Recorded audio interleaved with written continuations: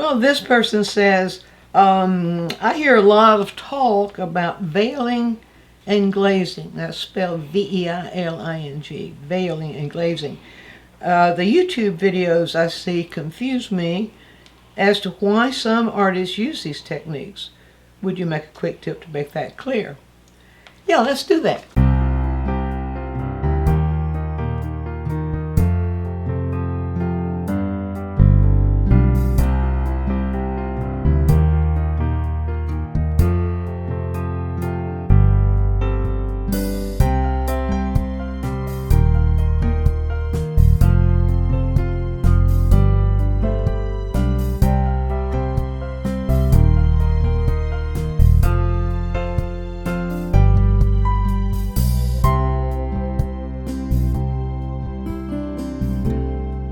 Well, both these techniques can be used with watercolor, oil, and acrylic. It doesn't work very well with pastels, but just mainly watercolor, oil, and acrylic. And what I'm going to show you here can be done with either oils or acrylic. But all of them have one requirement, and that is that the surface, painting surface, has to be dry before you use these techniques, and you'll see why. Both techniques are creating kind of a transparent layer, or not transparent. Let's say both techniques are creating a layer that you can see through. So the main difference, I'll just show you right here. I'm using just a little bit of, this is just linseed oil right here. Now, glazing, as we've seen in another quick tip I did, requires that the color be transparent. The color that you use from the tube should be transparent for really good glazing. So I'm going to pull a transparent color. This is the transparent oxide red. If you don't understand the difference between transparent and opaque of your tube colors, there's transparent, semi-transparent, or semi-opaque, and opaque. And the opaque colors you can't really see through. Transparent colors you can see through. So just to demonstrate the difference here, with transparent color, I'll use these lines over here. I'm just using, as I said before, a little linseed oil. Now you can use for oil you can use a painting medium. For acrylic you would use the acrylic medium. Several acrylic mediums. Some kind of really good acrylic medium works just like the linseed oil, or another medium if you have a favorite medium you like to use in oil, such as liquid, for example. Anything that's a transparent liquid. So you can see here when I put this layer of the transparent, where I've mixed the transparent oxide red into the linseed oil to thin it down, you see it goes on, and you can see that black line come through really, really clear. Now we can use those in all different thicknesses. A glaze can be used in all different thicknesses. The one requirement is that you can see the colors underneath through this. And so we can, let me try just another, just to prove the point here. See there, you can still see that line coming through. So that means it's really, really a transparent color. So that's glazing. Veiling, let me put this brush down right here and choose another brush. Veiling is not using a transparent color, but it's using an opaque color that's thinned so that you can see somewhat through it, but not completely through it. And so that for glazing, then I'll use some more I'll put some more linseed oil, because we're doing the liquid that we're using, whether it's a oil or acrylic, and in watercolor it would be water. So the liquid that we're using would be pretty much the same whether you're doing the glazing or the veiling. The veiling, you're simply creating a veil. The reason it's called veiling, you're creating a veil of color. So what we do is we start out with white. If it's a transparent color, we start out with white, and I'll pull a little bit of this opaque color into it here. And so you can see right here, I'll go down one. Now you see that trend, that partially, somewhat covers the black line you see there. You don't see the black line as clearly here as you see here. So that means we've put a veil over. That's the reason that's called veiling. It's a relatively new term that's used in the painting world, and you can use an opaque color, or you can use white and a transparent color, and see there it is a little bit darker. You can still see this line coming through, and let's make it even a little bit more opaque. So it doesn't have to be a certain amount as long as you can see through it. So if you're making really thick fog, for example, you might need more white. If you wanted a really thick fog where you can see somewhat through the fog, it's not so thick that it's totally obscuring the image, but you can see somewhat through it. See, the more white I put in here, the more opaque it gets. And so eventually, if you use barrels and barrels of, not really barrels and barrels, if you use a good bit of white, as long as you still got some of that in there, you see there, but you can barely see that come through. All these are degrees of veiling, and all these are degrees of glazing. So why would you use that?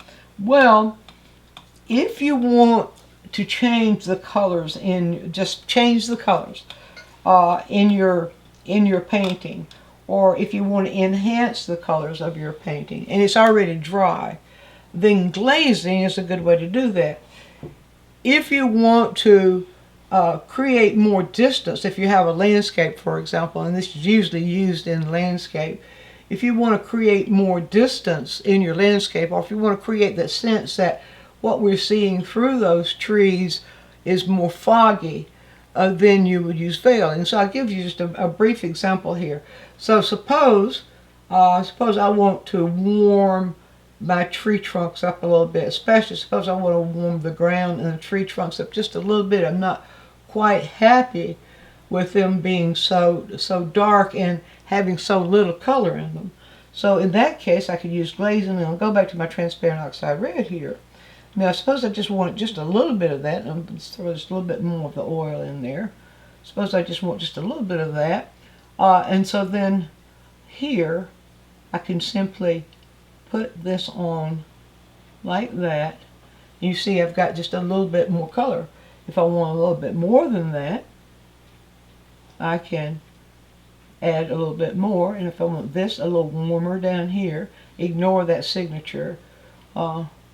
This was done back in about 10 years ago. So I've never really been happy with that one. So this would be a good way to give it a little bit more depth.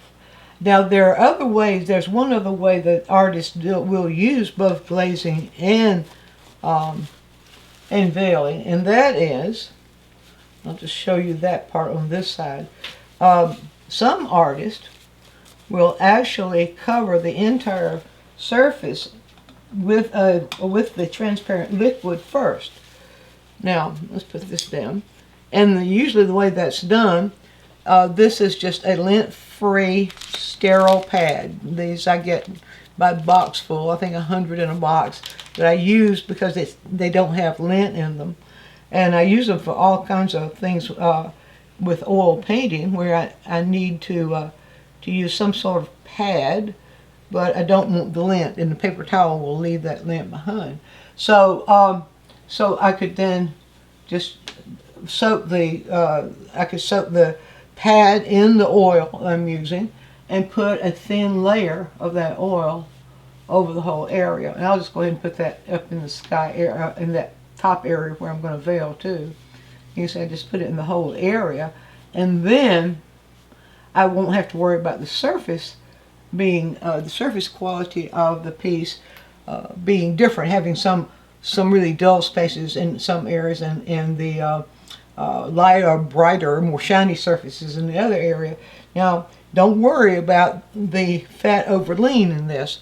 This is very, very fat. This is about as fat as you can get when you put a thin layer of oil over it. So you will have the fat over lean. So don't worry about that. Now, and I will go ahead now and show you that if I want to do the glazing part in the front, I could do one of two things. I could just simply put a little bit of that straight color in my brush, and then I've got the oil already on here, and I can control how much goes on there just by stroking it through like that. And you see that warms that up considerably down there. And so I can choose to warm up other areas. And you can use multiple colors. You don't have to just stick to one color. And so that is the glazing part. Now I'll do the veiling part now. The question was, why do artists use these? Well, you use them usually. Well, you can use them you can use both techniques in still life and in portrait too. If you need an area to go back and be cooler, in something's already dried, or if you need if you're a landscape like this and you want to show more distance or whatever, whatever need you have there, then this is the way to go. So here, what I would like to do is show you how I can use veiling to cause a sense of seeing through the green back into further distance. I've got a little bit of that going on in here already, where I've suggested maybe a kind of a cloudy sky back there. But I'm gonna use I'll go to some pure ultramarine blue here, and I'll just go right here on the palette with this, just pure ultramarine blue. And I think maybe I might stick to just that pure ultramarine blue to begin with to get what I want, because I'm also want to show you what if you don't get what you want. So I will reach for the white. Remember, the white or opaque colors for veiling, always opaque for veiling. So now I need to get that that white mixed into the ultramarine blue, and let's see there. Now I'm going to add a little bit more oil. I'll just dip the brush, just dip that in the oil. I need a little bit more oil. There we go. Now, because I need that to be more transparent. But I've got that oil on the canvas, so that's going to contribute too. Let's see. Let's pull some paper towel up here. Let's pull a little bit of this off the brush, and let's pick this up now.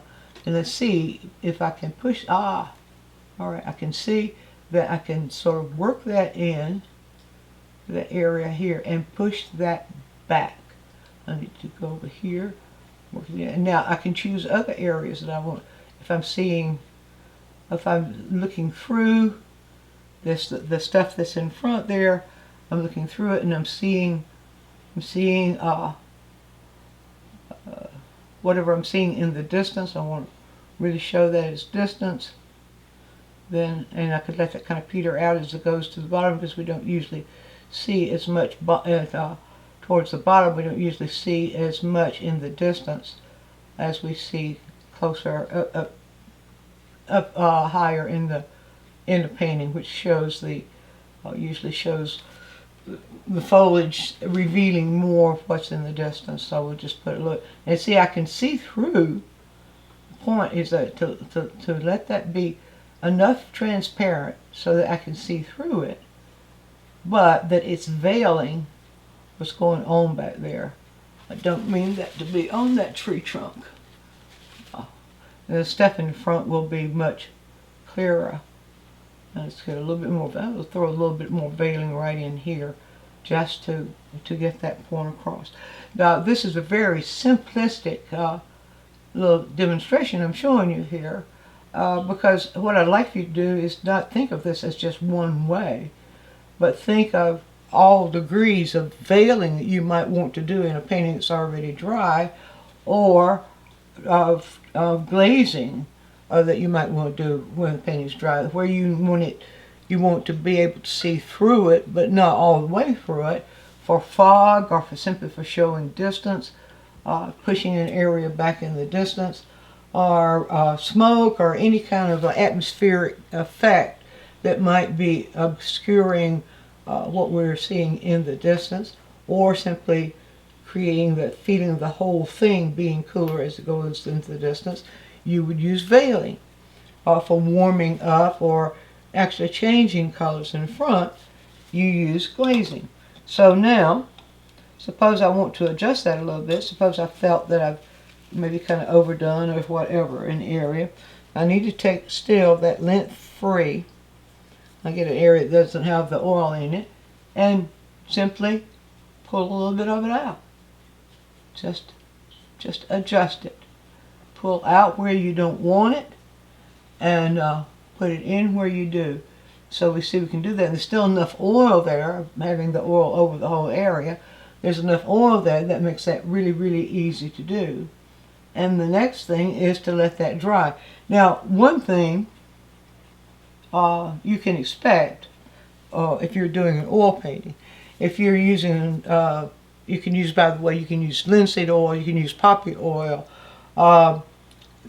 those two, or walnut oil, your favorite oil, or as I said before, you can use liquid. Liquid one will dry within about 6 hours, and you'll be ready if you want to if you want to do more work on it, or if you're finished with it. It doesn't matter. But and that is true with all the mediums. Watercolor is going to dry pretty quick, so you don't have that to worry about. But you can move back and forth until you're happy with what you have. So that's very, very simple and demonstration and explanation of how you create the glaze and the veil, and in certain circumstances where you might want to use both glazing and veiling. Be sure and view all of our quick tips. And while you're doing so, subscribe to the channel, click on the bell so you'll always get a notice when we produce a new quick tip, which is every week. And if you have a question, leave it in the comments section and we'll make a quick tip for you. Also, take a trip over to DianeMize.com where I have full-length lessons, downloads, DVDs, lots of other stuff there, some free stuff for you. And while you're there, you can subscribe to the newsletter, and that way you'll always be informed every time we do something new.